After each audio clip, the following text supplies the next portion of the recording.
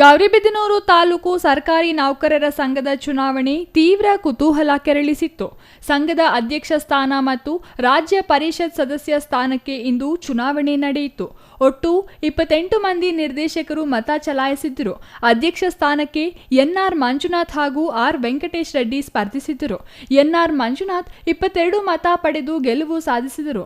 ವೆಂಕಟೇಶ ರೆಡ್ಡಿ 6 ಮತ ಪಡೆದು ಪರಾಭವಗೊಂಡರು. ರಾಜ್ಯ ಸಮಿತಿ ಸ್ಥಾನಕ್ಕೆ ಉಪನ್ಯಾಸಕ ಎಂಎನ್ ಕೃಷ್ಣಪ್ಪ ಹಾಗೂ ಬಿವಿ ಸೋಮಶೇಖರ್ ಸ್ಪರ್ಧಿಸಿದ್ದರು.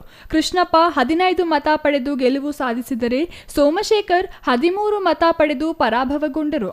ಚುನಾವಣಾಧಿಕಾರಿಯಾಗಿದ್ದ ಪದವಿ ಪೂರ್ವ ಕಾಲೇಜಿನ ಪ್ರಾಧ್ಯಾಪಕ ಸಿಎನ್ ಶಂಕರ್ ರೆಡ್ಡಿ ಫಲಿತಾಂಶ ಘೋಷಿಸಿದರು.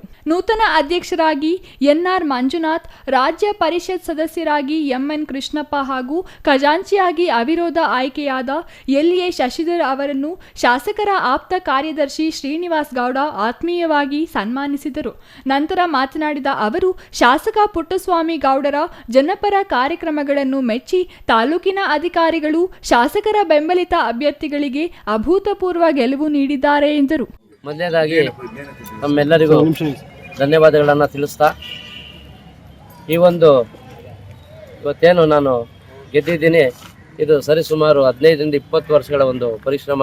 ನಾನು ಆಗಲೇ ಸುಮಾರು ಸಾರಿ ಹೇಳಿದ್ದೀನಿ, ಇನ್ನೇ ಸಾರಿ ಕೇವಲ 3 ಮತಗಳ ಅಂತರದಿಂದ ಸೋತಿದ್ದೆ ಅಂತ. ಆದರೂ ಈ ಸಾರಿ ನಮ್ಮ ನೌಕರ ಬಂಧುಗಳು ನನ್ನನ್ನು ಕೈ ಹಿಡಿದಿದ್ದಾರೆ. ಅದರಲ್ಲೂ ಏನು ನಮ್ಮ ನೌಕರ ಸಂಘದ 28 ಸದಸ್ಯರಿದ್ದಾರೆ. ಅವರು ಈ ಸಾರಿ ನನ್ನ ಒಂದು ಸೇವಾಯುತನ ಅನುಭವವನ್ನು ಆಧರಿಸಿ ನನ್ನ ಕೈಯನ್ನು ಅವರು ಹಿಡಿದಿದ್ದಾರೆ. ನಾನು ಸಮಸ್ತ ಎಲ್ಲ ನೌಕರ ಬಂಧುಗಳನ್ನು ವಿಶ್ವಾಸಕ್ಕೆ ತಗೊಂಡು ಮತ್ತು ಎಲ್ಲ ಇಲಾಖೆಗಳ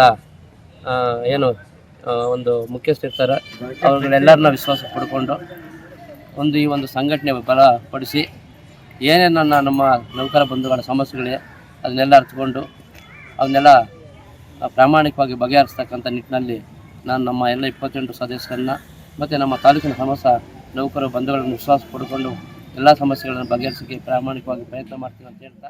ಮಂಜುನಾಥ್, ಸಿಟಿವಿ ನ್ಯೂಸ್, ಗೌರಿಬಿದನೂರು.